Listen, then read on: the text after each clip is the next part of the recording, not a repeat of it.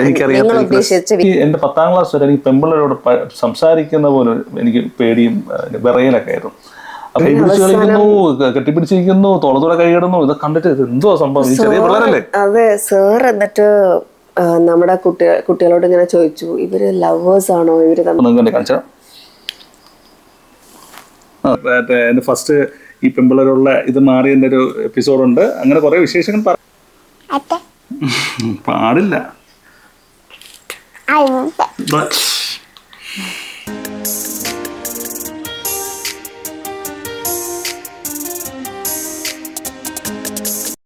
അപ്പൊ ഇന്ന് നമ്മുടെ ടോപ്പിക് എന്താന്ന് വെച്ച് കഴിഞ്ഞാൽ, എന്താണ് നമ്മുടെ ടോപ്പിക്? നമ്മളുടെ ട്രാവലിംഗ്, ലൈക്ക് സ്കൂളിംഗ് ട്രാവലിംഗ് ഉണ്ട്. നമ്മൾ ചെറുപ്പം മുതൽ സ്കൂളിംഗ് വരെയുള്ള ഫുൾ ഉണ്ടെന്നുണ്ട്, പക്ഷെ സ്കൂളിംഗ് വരെയുള്ള ട്രാവലിംഗ് അഞ്ജലിയുടെയും എൻ്റെയും ഒരുപാട് കാര്യങ്ങൾ അഞ്ജലിയുടെ ഒന്നും ചോർത്തിയെടുക്കാൻ എനിക്ക് കഴിഞ്ഞില്ല. അപ്പൊ ഈ ഒരു പരിപാടിയിലായിട്ട് എന്നാലും കുഴപ്പമില്ല, ഒരു ലൈഫ് ട്രാവൽ പോലത്തെ ഒരു സംഭവം അല്ലേ. അവർ രണ്ടുപേരും അങ്ങോട്ടും ഇങ്ങോട്ടും എന്റെയും അവളുടെയും കാര്യങ്ങൾ നമുക്ക് നിങ്ങളോടും കൂടെ ഒന്ന് ഷെയർ ചെയ്യാം. കുറെ കാലം കഴിയുമ്പോൾ പിള്ളേർ കാണുമ്പോൾ എന്തായിരുന്നു അവരുടെ സ്കൂളിലെ സംഭവങ്ങൾ എന്നൊക്കെ ഉള്ളത് അവർക്ക് മനസ്സിലാക്കി എടുക്കാമല്ലോ വീഡിയോയിലൂടെ. എൻ്റെ അച്ഛനും അമ്മയൊന്നും അതൊന്നും പറഞ്ഞില്ല. അതൊന്നും അറിയണ്ട, നിങ്ങൾ ഞങ്ങളുടെ കാര്യങ്ങളൊന്നും അറിയണ്ട, അവർ പ്രണയിച്ച് കല്യാണം കഴിച്ചാൽ അതൊന്നും പറഞ്ഞു തരുന്നില്ല. പിന്നെ ഞാനും ചേച്ചിയെ കുറെ കണ്ടുപിടിച്ചാണ്, അവർ പ്രണയിച്ച് കല്യാണം കഴിച്ചാണ് കാര്യങ്ങൾ. ഞങ്ങൾ അച്ഛൻ്റെ വീട് പാലക്കാടും അമ്മേൻ്റെ വീട്ടിൽ വേണ്ടത് ഇത്രയും ഡിസ്റ്റൻസിൽ അന്നത്തെ കാലത്ത് വന്ന് കല്യാണം കഴിക്കണമെങ്കിൽ അത് പോസിബിൾ ഒന്നുമല്ല. നമുക്ക് ചോദിച്ചോളൂ. ഓക്കെ, നീ പറ, നിന്റെ ഒരു കുട്ടിക്കാലം മുതൽ. അഞ്ജലി എവിടെ ജനിച്ചേ? ഞാൻ ജനിച്ചത് എറണാകുളത്താണ്. പക്ഷെ ചിലർ പറയാറുണ്ട് നീ ഇവിടെ ഒന്നും ജനിക്കേണ്ടവളേ അല്ല എന്നുള്ളത്. അതെ, എനിക്ക് തോന്നാറുണ്ട്. ജനിക്കേണ്ടവളായിരുന്നില്ല. ഓസ്ട്രേലിയയിലൊക്കെ ആയിരുന്നിട്ടുണ്ടാവും. അതെ അതെ അതെ. പക്ഷെ എന്ത് ചെയ്യാനാ, അച്ഛനും അമ്മയും ഇവിടെ ആയിപ്പോയില്ലേ. കുഴപ്പമില്ല, കേരളം അടിപൊളിയായോണ്ട് കേരളം നല്ലതാട്ടോ, സംഭവം മോശമൊന്നുമില്ല. പറഞ്ഞു ബാക്കി. നിന്റെ അഞ്ജലി, നീയില്ലേ അഞ്ജലി വിളിക്കണ അമ്മു എന്നാണ്. പക്ഷെ ഞാൻ അങ്ങനെ എല്ലാരും അമ്മു അമ്മു എന്ന് വിളിക്കുമ്പോൾ ഞാൻ പറയും, ഞാൻ വിളിക്കില്ല. എന്നെ അമ്മൂന്ന് മാത്രല്ല, എന്നെ അഞ്ജു എന്ന് വിളിക്കുന്നവരുണ്ട് കേട്ടോ. വെറുതെ അഞ്ജലി അഞ്ജു, ഒരുപാട് പേര് അഞ്ജു എന്നൊക്കെ വിളിക്കുന്നതാണ്. സോ ചെറുപ്പം മുതൽ എന്തായിരുന്നു പരിപാടി? അതായത് നിങ്ങൾ സ്കൂളിംഗ്, നിങ്ങൾ ഒരു അഞ്ജലി ഒരുപാട് വീട്ടിൽ താമസിച്ചെന്ന് ഞാൻ അങ്ങനെ കേട്ടിട്ടുണ്ട്, അത് ശരിയാണോ? അതായത് ഞാൻ എന്താ പറയാ, നമ്മുടെ വൈറ്റിലയിലെ ഒരു മാർബിൾ ഷോപ്പ്, ഇപ്പോൾ അത് കൂടെ പാസ് ചെയ്യുന്നവരെ കണ്ടിട്ടുണ്ടോ? വലിയൊരു മാർബിൾസിന്റെ ഒക്കെ ഒരു വലിയൊരു ഷോപ്പുണ്ട്. അവിടെ പണ്ടൊരു വീടായിരുന്നു. അവിടെ ഞാൻ താമസിച്ച സമയത്ത്, ഞാൻ ട്വിൻസ് ആണ്, അപ്പോൾ എൻ്റെ ബ്രദറും ഞാനും കൂടെ ഗേറ്റ് തുറന്ന് റോട്ടിൽ വെച്ചിട്ട് കളിക്കുന്നത് കണ്ട് ഷോക്കായിട്ട് എൻ്റെ വീട്ടുകാർ അവിടെ നിന്ന് വേറെ വീട്ടിലേക്ക് ചേക്കേറി. ബേസിക്കലി ഒരു അഞ്ജലിയുടെ അമ്മുമ്മ ഭയങ്കര അച്ഛമ്മ ഭയങ്കര ഫേമസ് ആയിട്ടുള്ളൊരു ആസ്ട്രോളജർ ആണ്. പിന്നെ അതുപോലെ ഒരുപാടുണ്ട്, അച്ഛമ്മയെ കുറിച്ച് പറഞ്ഞാൽ തീരാത്തത്രയുണ്ട്. ഒരു അമ്മിണിയമ്മ എന്ന് പറഞ്ഞ ഒരുപാട് പേർക്കറിയാം. അപ്പൊ അച്ഛമ്മ അല്ലെങ്കിൽ അച്ഛനൊക്കെ ബേസ് തൃപ്പൂണിത്തുറ, അച്ഛന്റെ തറവാട് അവിടെയാണ്. അപ്പൊ ഞാൻ ചോദിച്ചത് എന്തുകൊണ്ട് അവിടെ നിന്നില്ല എന്ന് ചോദിച്ചപ്പോഴാണ് പറഞ്ഞത് അവിടെ കാവും പരിപാടികളും നോൺ വെജ് കേറ്റില്ല, പിന്നെ നമ്മള് സ്ത്രീകളുടെ ശുദ്ധി പ്രശ്നങ്ങൾ, അങ്ങനെ കുറെ കാര്യങ്ങളൊക്കെ ഉണ്ട്. അപ്പൊ അതുകൊണ്ട് നമ്മൾ അവിടെ വീട്ടിലാരും സ്ത്രീകൾ ജനിച്ചിട്ടില്ല. അങ്ങനെയല്ല, നമ്മൾ കുറെ കാര്യങ്ങൾ കൂടുതൽ ശ്രദ്ധിക്കണം. 4 ദിവസം മാറി നിൽക്കണം, ഇന്ന റൂമിൽ പോകാൻ പാടില്ല. അപ്പൊ ഇപ്പോഴത്തെ ജനറേഷൻ എന്ന് പറയുമ്പോൾ പെട്ടെന്ന് ഓർക്കാതെ അങ്ങോട്ടും ഇങ്ങോട്ടും ഓടുന്നവരായിരിക്കും. നമ്മളും പെട്ടെന്ന് ശ്രദ്ധിക്കില്ല. അപ്പൊ വെറുതെ ഒരു ദോഷം വിളിച്ച് വരുത്തണ്ടല്ലോ എന്ന് കരുതിയിട്ട് നമ്മൾ അവിടെ ആക്ച്വലി നിൽക്കാറില്ല. നമ്മൾ അതുകൊണ്ട് കുറച്ച് മാറി റെന്റ് ഹൗസിലായിരുന്നു നിന്നിരുന്നത്. അത് അഞ്ജലി അച്ഛൻ ഭയങ്കര ഫേമസ് ആയിട്ടുള്ള ഒരു അഡ്വർടൈസിംഗ് ഫീൽഡിലുള്ള ഒരു കളറെ അഡ്വർടൈസേഴ്സ് എന്ന് പറയുന്ന ഒരു ഹോർഡിങ്സിന്റെ ബിസിനസ് ആയിരുന്നു അച്ഛൻ. അപ്പൊ അച്ഛനെ കേരളത്തിൽ മൊത്തം ഒരുപാട് ഹോർഡിങ്സുകൾ അച്ഛനുണ്ടായിരുന്നു.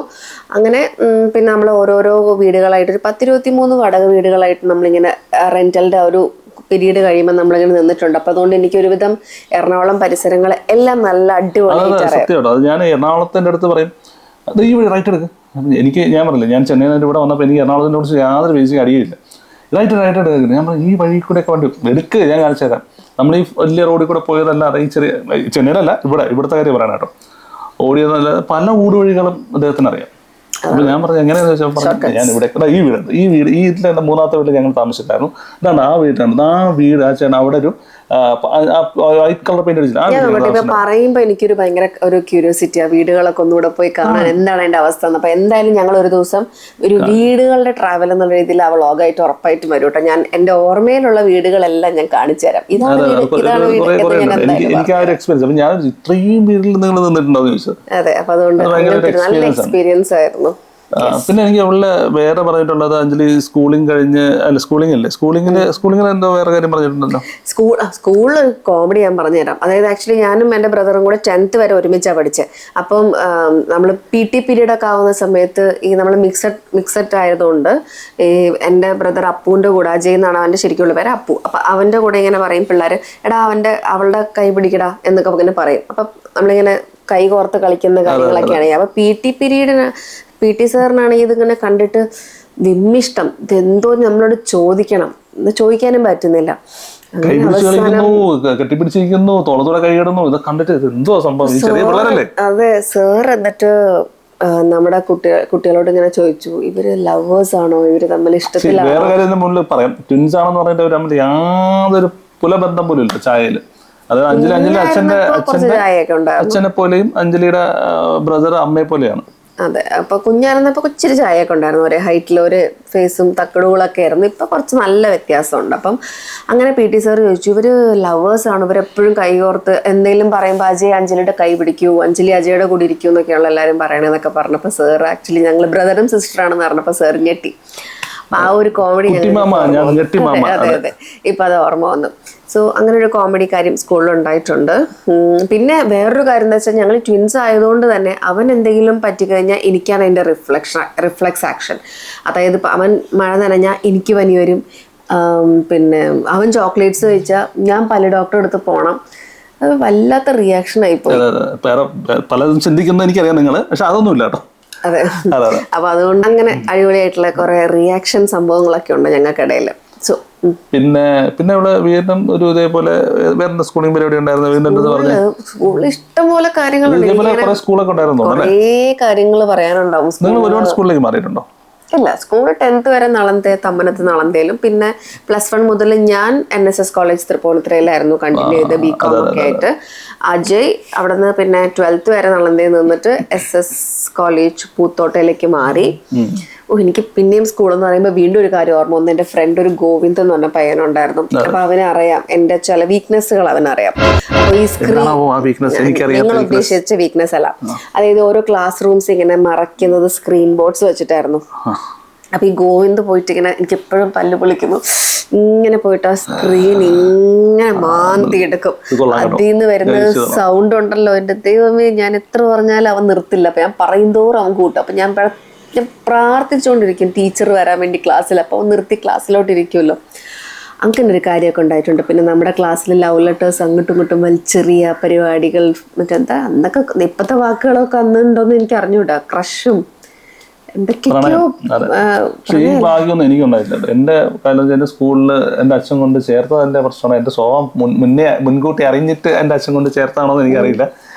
ബോയ്സ് സ്കൂളിലാണ് എനിക്കങ്ങനെ പെമ്പിളരെ അതിനൊരു ആക്രാന്തി ഇപ്പൊ ഉണ്ടോന്ന് എനിക്കൊരു സംശയം ഇല്ലാണ്ടില്ല. കുറച്ച് മുന്നേ ഉണ്ടായിരുന്നു, പക്ഷെ അത് മാറി. അതിന്റെ കഥ ഞാൻ പറഞ്ഞുതരാം. ഭയങ്കര രസകരമായ കഥയാണ്. അപ്പോ ആ സ്കൂളിൽ അപ്പൊ എനിക്ക് എൻ്റെ 10th ക്ലാസ് വരെ എനിക്ക് പെമ്പിളരോട് സംസാരിക്കുന്ന പോലും എനിക്ക് പേടിയും വിറയലൊക്കെ ആയിരുന്നു. അപ്പൊ അതിന് മുമ്പ് എൻ്റെ ചേച്ചിയുടെ ഫ്രണ്ട്സ് ഉണ്ടായിരുന്നേ, 3 പേരും. അപ്പോൾ അവരെപ്പോഴും ഞങ്ങളെ വീട്ടിൽ വരും. അവർ 3 പേരും അവർ വന്നാൽ ഞാൻ ഒളിച്ചകിരി മറ്റേ ഡോറിന്റെ ഇടയിലൊക്കെ പൊളിച്ചിരി. ആദ്യം ഞാൻ മറ്റേ 5 വരെ 3 വരെ 4 വരെ വേറെ സ്കൂളിലാണ് പഠിച്ചത്. അപ്പോൾ എൻ്റെ ചേച്ചി കോട്ടയം ഹിൽ എന്ന് പറഞ്ഞിട്ടൊരു സ്കൂളിൽ ട്രിവാൻഡ്രത്താണ് പഠിച്ചുകൊണ്ടിരുന്നത്. അപ്പോൾ അവരുടെ കൂടെയാണ് ഞാൻ പോകുന്നത്. അപ്പോൾ ഈ പെമ്പിളേരെ കൂടെ ഞാൻ പോണത്. എന്നിട്ട് എനിക്ക് പെമ്പിളരോട് സംസാരിക്കാനും അവരുടെ അടുത്ത് ഇരിക്കാനൊക്കെ പേടിയും ബഹളമൊക്കെ ആയിരുന്നു. അപ്പോൾ അങ്ങനെ ഒരു സംഭവം എൻ്റെ മനസ്സിലുണ്ട്. എനിക്ക് എൻ്റെ ചൈൽഡ്ഹുഡ് എന്ന് പറഞ്ഞാൽ ഒരുപാട് കാര്യങ്ങളുണ്ട് പറയാൻ. എൻ്റെ കാലിൽ ഇത്രയും വലിയൊരു മുറിവുണ്ട്, ഇത്രയും വലിയൊരു മുറിവ്. ആ മുറിവ് ഇപ്പോൾ കാണിച്ചാൽ പറ്റില്ല, പാദത്തിലാണ്. കാർമൊക്കെ കാണിക്കുന്നത് മോശമല്ലേ, അതുകൊണ്ട് അതെങ്ങനെയാണെന്ന് വെച്ചാൽ ഇതേപോലെ ഒരു സ്ട്രൈക്ക് ഉണ്ടായിരുന്നു. അന്ന് KSRTC ബസ്സുള്ളൂ, ട്രിവാൻഡ്രത്ത് ഞാൻ പഠിക്കണേ. അപ്പോൾ ഈ ചേച്ചിയുടെ കൂടെ ഇങ്ങനെ വന്നുകൊണ്ടിരിക്കുന്ന സമയത്ത് നമ്മളെ വീടിൻ്റെ അടുത്തുള്ള ഒരു ചേട്ടൻ സൈക്കിൾ ഇങ്ങനെ വരിക. അപ്പോൾ സൈക്കിൾ പറഞ്ഞപ്പോൾ പുള്ളി അന്ന് ചേച്ചിമാരെ കണ്ടിട്ടായിരിക്കും ചിലപ്പോൾ പറഞ്ഞിട്ടുണ്ടാവും, എടാ വാടാ നമുക്ക് സൈക്കിളിൽ പോകുന്നുണ്ട്. ഇപ്പം എന്നെ പിടിച്ച് ബാക്കിലിരുത്തി സൈക്കിള്.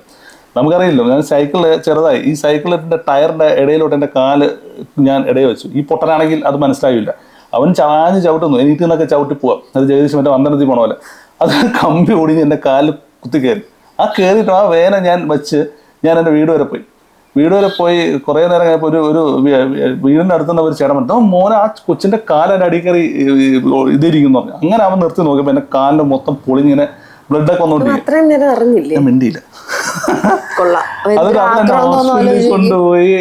വീട്ടിൽ പോയി എൻ്റെ അമ്മൂമ്മ ഞങ്ങളൊക്കെ ഒരുമിച്ചായിരുന്നു. അപ്പോൾ വീട്ടിൽ പോയപ്പോൾ ചേച്ചി മാത്രം പോകണം. അപ്പോൾ ഇതൊക്കെ ഷോക്കാണ് കേട്ടോ. അത് എല്ലാവർക്കും ഷോക്ക്. ചേച്ചിയുടെ കൂടെ വരുന്ന എന്നെ കാണുന്നില്ല. അപ്പോൾ അമ്മൂമ്മ പെട്ടെന്ന് എവിടെ അവളെവിടെ അജി എവിടെയാന്ന് ചോദിച്ചിട്ട്. അപ്പോൾ ചേച്ചി അതുവരെ പൊട്ടിച്ചിരിച്ചോണ്ട് വന്ന് അവൾ അങ്ങ് ബ്ലാസ്റ്റ് ആകുന്നു. കരച്ചിട്ടും ബഹളമായി. അപ്പോൾ അവളൊന്നും പറയുന്നില്ല. ഇവർക്കാണെങ്കിൽ അറിയാൻ പറ്റുന്നില്ല എന്താണ് സംഭവിച്ചതെന്ന്. അവൾ കരച്ചിട്ടും ബഹളം. ലാസ്റ്റ് അവൾ പറഞ്ഞു, വാ തുറന്നപ്പോഴാണ് അച്ഛൻ നേരെ അവിടെ വന്ന് പിന്നെ എന്നെ ഒരു 6 മാസത്തോളം എടുത്തുകൊണ്ടൊക്കെ നടന്നു ഈ സ്റ്റിച്ചിന് ഇതും പരിപാടിയൊക്കെ. നല്ല അനുഭവം ഞാൻ കേട്ടിട്ടുണ്ട്. അനുഭവം ഉണ്ട് കേട്ടോ. എൻ്റെ വേദനകൾ ഒരുപാട്. ഞാൻ അതേപോലെ ഞങ്ങളുടെ വീടിന്റെ പുറകിൽ വലിയൊരു മതിലെന്ന് ചാടുന്ന വെച്ചാൽ ഒരു 4 feet ഹൈറ്റും താഴെയും ചാടും. അപ്പോൾ എനിക്ക് ഭയങ്കര ഞാൻ മറ്റേ കുരങ്ങനെ പോലെ എല്ലാത്തിനും ചാടി കയറും. അപ്പോൾ ഇതിന്റെ മുകളിൽ എടുത്ത് ഒറ്റ ചാടും. നമ്മളവിടെ മറ്റേ തെങ്ങിന്റെ ഓല വെട്ടിയിട്ടിട്ട് അതിന്റെ മറ്റേ അറിയാലോ തെങ്ങിന്റെ എല്ലാവരും മറ്റേ കമ്പി സൈഡ് ഇങ്ങനെ ഈർക്കിലെ ചെറിയ സാധനം കണ്ടു ചാട്ടത്തിൻ്റെ നഖത്തിന്റെ ഇടയിൽ ഈ പോലീസുകാരുടെ നഖത്തിന്റെ ഇടയിൽ ഈർക്കിൽ കയറ്റുന്നൊക്കെ ഞാൻ കേട്ടിട്ടുണ്ട്. ആ ഈർക്കില് എൻ്റെ നഖത്തിന്റെ ഇടയിൽ ഞാൻ കുത്തി അങ്ങ് കയറി അകത്തോട്ട്. ആ മുകളിൽ ചാടിയ ഫോഴ്സിൽ എൻ്റെ മോനെ. അപ്പോഴാണ് എനിക്ക് മനസ്സിലായത് നഖത്തിന്റെ ഇടയിൽ ഈർക്കിൽ കയറിയാൽ എത്രത്തോളം വേദന ഉണ്ട്. ആ വേദന ഇപ്പോഴും ഉണ്ട് എൻ്റെ മനസ്സിൽ. പറഞ്ഞപ്പോ എനിക്ക് ഒരു മാതിരിയാവുന്നു. ഇത് കൂടാതെ ഞാൻ വേണമെങ്കിൽ ഒരു രഹസ്യം പറയാം. എന്റെ ഇന്റർവ്യൂ കണ്ടവർക്ക് കുറച്ചു പേർക്കൊക്കെ ഞങ്ങളുടെ രഹസ്യം അറിയായിരിക്കും. ഈ പല്ലൊരെണ്ണം വെപ്പ് പല്ലാണ്. വെപ്പ് പല്ലാണ്. ഇതെങ്ങനെ സംഭവിച്ചു? ഭയങ്കര രസകരമായിട്ടുള്ള വേറെ ഇൻസിഡന്റ്. ഞാൻ ചെന്നൈ പഠിച്ചിട്ട് നാട്ടിലേക്ക് ലീവിന് വന്ന അങ്ങനെ എന്തോ. അപ്പോൾ ഞാൻ ജിമ്മിൽ പോകുമ്പോൾ രാവിലെ നല്ല പുലർച്ചെ ഈ സീൻ നിങ്ങൾ മനസ്സിൽ കണ്ടോ. വൈറ്റ് മറ്റേ ടീഷർട്ടാണ്, പ്യുവർ വൈറ്റ്. ബൈക്കാണ് മറ്റേ അപ്പാച്ചി ബൈക്ക്. ഭയങ്കര രസകരമായിട്ട് നല്ല ഡിസംബറിലാണ് ഭയങ്കര മൂടൽ മഞ്ഞിങ്ങനെ നിൽക്കുക. അപ്പോൾ ഞാൻ പോണ വഴിയിൽ ഗ്രൗണ്ടിന് തൊട്ടപ്പുറത്ത് ഒരു ചേച്ചിയുടെ വീടുണ്ട്. നോർമലി ചേച്ചി ഞാൻ പോകുന്ന സമയത്തൊക്കെ ചേച്ചി അവിടെ ഇങ്ങനെ ഇറങ്ങി നിൽക്കുന്ന കാണാം. അന്നും അതേപോലെ ഞാൻ അത്യാവശ്യം നല്ല സ്പീഡിൽ വന്നു. ഒരു 80-90 കിലോമീറ്റർ സ്പീഡിലുള്ള ഒരു വളവ് കഴിഞ്ഞിങ്ങനെ വരിക. അപ്പം നമ്മളെ വാര്യർ എന്ന് പറഞ്ഞൊരു പേപ്പറിന് ഒരാളുണ്ട് ഇതൻ. അപ്പോൾ പുള്ളി അവിടെ നിന്ന് ആ ചേച്ചിയുടെ അടുത്ത് ഇങ്ങനെ പേപ്പറൊക്കെ ഇട്ട് സംസാരിച്ചിട്ടുണ്ട്. അയാളൊക്കെ ഒരു ടി വി എസിൻ്റെ ഒരു സ്കൂട്ടറാണ്. പുള്ളി അവിടെ നിൽക്കുന്നതൊക്കെ കാണുന്നു. ഫ്രാക്ഷൻ ഓഫ് സെക്കൻഡ് ഞാൻ തിരിഞ്ഞ് നിൽക്കുമ്പോൾ അയാൾ എൻ്റെ കറക്റ്റ് ഫ്രണ്ടിൽ ഇങ്ങനെ ക്രോസ് ആയിട്ട് റോഡിൻ്റെ അവിടെ ഇങ്ങനെ ക്രോസ് ആയിരിക്കുന്നത് ഇങ്ങനെ നിൽക്കുക. ഇത് അയാൾ ഞാൻ ഇങ്ങനെ നിൽക്കുക. ഈ പയ്യനെടുത്തോണ്ട് പോണ്ടേ, പോയില്ല. ഇയാൾ എന്നെ കണ്ടു സ്റ്റോപ്പ് ഇങ്ങനെ ആക്ഷനാണ്. പിന്നെ നടന്ന് ഒന്നും അറിയില്ല. ടപ്പന്നൊരു സൗണ്ട്. നോക്കുമ്പോൾ എനിക്ക് സംസാരിക്കുമ്പോൾ എൻ്റെ നാക്കിലെന്തോ ഒന്ന് തട്ടുന്നു. നോക്കിയപ്പോഴും എൻ്റെ പല്ലൊടിഞ്ഞ് മുകളിലേക്ക് ഇരിക്കുക. അയാളെ തല ഇങ്ങനെ കൈ വെച്ചു. എൻ്റെ ഈ പല്ലു അയാളെ തലയിലെ കുത്തിയത്. അയാളെ തലയിൽ ഈ നീളത്തിലുള്ള ഓട്ട വേറെ. അയാളെ കാലൊടിഞ്ഞു. അപ്പോൾ കാലൊടിഞ്ഞ് അറിഞ്ഞില്ല. അപ്പോൾ എൻ്റെ ഫ്രണ്ട് ആ വഴി കാറിൽ വന്നു. അവനെ പിക്ക് ചെയ്യാനായിട്ട് ഹോസ്പിറ്റലിൽ കൊണ്ടുപോയി. എൻ്റെ ചുണ്ടൊക്കെ പൊട്ടിനാശ്, എൻ്റെ ചുണ്ട് ഷേപ്പൊക്കെ മാറിയിട്ടുണ്ട്. അപ്പോൾ അങ്ങനെ അവിടെ ഇരിക്കുന്ന സമയത്താണ് ഞാൻ ഹോസ്പിറ്റലിൽ ഇരിക്കുക മറ്റേ ഐസ് ബാഗ് വെച്ചിട്ട്.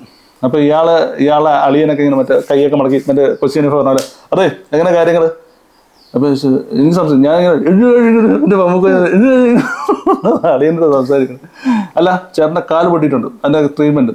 എൻ്റെ ഈ പല്ല് പോയതിൻ്റെ വേനൽ ഞാൻ നിൽക്കുക. അതായത് അന്നൊരു ചെറിയ ഒരു പ്രണയവും കാര്യങ്ങളൊക്കെ ആയിട്ട് നിൽക്കുന്ന സമയമായിരുന്നു. എവിടെയല്ല വേറൊരു പ്രണയമൊക്കെ ഇരിക്കാൻ കാരണം അപ്പുറത്തെ ചേച്ചി. അത് ഒരു പ്രണയത്തിന് ചുമ്മാ നമ്മൾ കോളേജിൽ പഠിക്കുന്ന സമയത്ത് ചുമ്മാ ഒരു പ്രണയമൊക്കെ ഇല്ലേ, ആ പ്രണയത്തിൻ്റെ ഒരു സാധനങ്ങളൊക്കെയാണ്. അതിൻ്റെ ദേഷ്യം അവളെ മുമ്പിൽ എങ്ങനെ ഫേസ് ചെയ്യും. പല്ലില്ല എന്ന് പറയുന്നത് ഇയാളെ ഞാൻ ഫുൾ തെരയെ കുറിച്ച് ഓടിച്ചു. അയാൾ ഓടി ഇത് കഴിഞ്ഞ് ഇതൊക്കെ വെച്ച് ഇങ്ങനെ സെറ്റായി പോയി. വേറെ എൻ്റെ അളിയൻ്റെ ഒരു ഫ്രണ്ട് ഡോക്ടറുണ്ട്. അവിടെ പോയിട്ട് ഒരു പല്ല് ഇങ്ങനെ അയാൾ പറഞ്ഞു ഈ പല്ല് ഓക്കെ നമുക്ക് ശരിയാക്കാൻ പറ്റുമോ നോക്കാന്നൊക്കെ പറയുന്നത്. കമ്പിയൊക്കെ വെച്ച് എന്തൊക്കെ സെറ്റ് ചെയ്ത് വെച്ചു. ബാക്ക് ടു ചെന്നൈ പോയി ഹോസ്റ്റലിൽ കിടക്കുക. ഇവിടെ ഒരു ബബിൾസ് പോലെ സാധനം ബാക്ക് വന്നു. വേദന എന്ന് വെച്ചാൽ നിങ്ങൾക്കൊന്ന് പറഞ്ഞറിയിക്കാൻ പറ്റാത്ത വേദന എന്ന് പറഞ്ഞാൽ എനിക്ക് സംസാരിക്കാൻ പറ്റില്ല. അങ്ങനത്തെ വേദനയോടെ വേദന. ഇങ്ങനെ ഞാൻ ഞങ്ങൾ ഹോസ്റ്റലിൻ്റെ അടുത്ത് കല്യാണി ഹോസ്പിറ്റൽ എന്ന് പറഞ്ഞ ഹോസ്പിറ്റലുണ്ട്. ഒരു CSI അങ്ങനെ എന്തോ പരിപാടിയുള്ള ഹോസ്പിറ്റലാണ്. അപ്പം ഞാനും എൻ്റെ കൂട്ടുകാരൻ ആനന്ദ് എന്ന് പറഞ്ഞത് തെണ്ടിയും കൂടെ പോകണം. തെണ്ടി എന്ന് വിളിക്കുന്ന ഒരു കാരണമുണ്ട്, പറഞ്ഞുതരാം. അവിടെ പോയി ഈ ഡോക്ടർമാരെന്നെ എനിക്കിങ്ങനെ കണ്ണടച്ചിരിക്കുമ്പോൾ ഇവനാണെങ്കിൽ അവിടെ വന്ന നേഴ്സുമാരൊക്കെ വായനെങ്കിൽ സുഖമാണോ, എന്താ പേര്, കേരളത്തിൽ നിന്നാണോ, ആഹാ എവിടെ നിന്നാ. അതായത് എനിക്ക് വേദന ഡോക്ടറെ വിളിക്കാനല്ല, ഇവൻ ആ നേഴ്സുമാരെ ഇങ്ങനെ കൊതിപ്പിച്ച് സന്തോഷിപ്പിച്ച് സഹകരിപ്പിച്ച് ഇരിക്കുക. അങ്ങനെ ഒരു അനുഭവം ഉണ്ട്. അങ്ങനെയാണ് ഈ പല്ല് മാറ്റി വെച്ചു ഫൈനലി. അപ്പൊ ഇതിങ്ങനെ സ്വർണ്ണപ്പല്ലാക്കാനുള്ളൊരു പ്ലാൻ ഉണ്ട്. ഇടയ്ക്ക് പിള്ളേരൊക്കെ ഇങ്ങനെ കാണിക്കും, മാജിക് എന്നൊക്കെ പറഞ്ഞ് ഞാൻ കാണിച്ചു കൊടുക്കും. അവനൊക്കെ ഞെട്ടി, എൻ്റെ കൊച്ചു ഞെട്ടി. ഇന്നലെ ഒരിടത്ത് പോയപ്പോൾ കാണിക്കാൻ പറ്റും പ്രേക്ഷകർക്ക് വേണ്ടിട്ട് പ്ലീസ്. ഒരു പ്രാവശ്യം ഞങ്ങളെ സ്ഥിരമായിട്ട്, ഞങ്ങളെയല്ല എനിക്ക് പിന്നെ കുഴപ്പമില്ല, പിള്ളേരെ എന്തെങ്കിലും ചെയ്തു കഴിഞ്ഞാൽ പറഞ്ഞ് പേടിപ്പിക്കുന്നത് ഇത് സ്ഥിരമായി വെക്കാന്നുള്ള പരിപാടിയാണ്. അപ്പൊ അതിനുള്ള തയ്യാറെടുപ്പിലാണ്. അല്ല, എന്നാലും കുറെ കോംപ്ലിക്കേഷൻസ് ആൾക്കാർ പറഞ്ഞതുകൊണ്ട് ഞാനത് വെക്കാത്തതും, അതായത് ഡോക്ടർമാർ ഇത് ചിലപ്പോ കുറച്ച് ഒരു 8 വർഷം കഴിയുമ്പോൾ ചിലപ്പോൾ അതിന്റെ കളറൊന്നും മങ്ങും. അപ്പൊ ഒരു കല്ല് മറ്റേ വെളുത്തിരിക്കും, ബാക്കി വല്ലൊക്കെ മഞ്ഞച്ചിരിക്കും എന്നൊക്കെ പറയുമ്പോൾ ഒരു അവസ്ഥ ആലോചിച്ചത്. അപ്പൊ ഇത് ഞാൻ ചുവപ്പ് നിങ്ങൾക്ക് കാണിച്ചാ.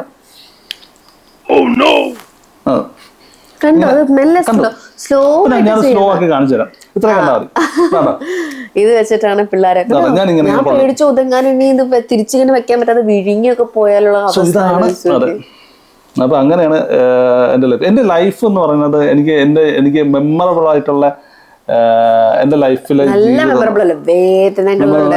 എന്റെ ചെന്നൈ ലൈഫ് എന്ന് പറയുമ്പോൾ ഇവിടെ നമ്മള് മറ്റേ ഞാൻ ഇവിടെ നിന്ന് കഴിഞ്ഞ എന്റെ ട്രിവാൻഡ്രത്ത് നിന്ന് നേരെ എന്റെ അച്ഛന്റെ നാട്ടിലേക്ക് ഒറ്റപ്പാലം തിരുവല്ലാമല എന്ന് പറഞ്ഞ സ്ഥലത്താണ്.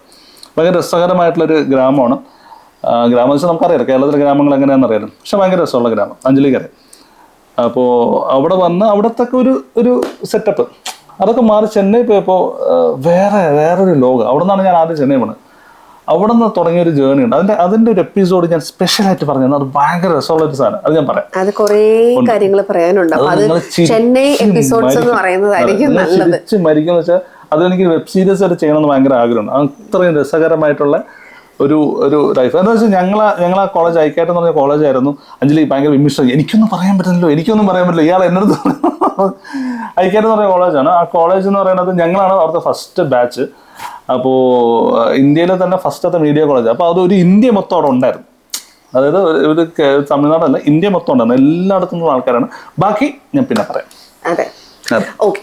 സോ അങ്ങനെയൊക്കെയാണ് സ്കൂളിലെ അല്ല എങ്കിൽ ചെറുപ്പത്തിലുണ്ടായിരുന്ന കുറേ വിശേഷങ്ങൾ അല്ലേ? അതെ, പിന്നെ കുറെ ഉണ്ട്. ഇതിന്റെ ഇൻ ബിറ്റ്വീൻ ഞാൻ പറയാം. അത് അഞ്ജലി പറയും.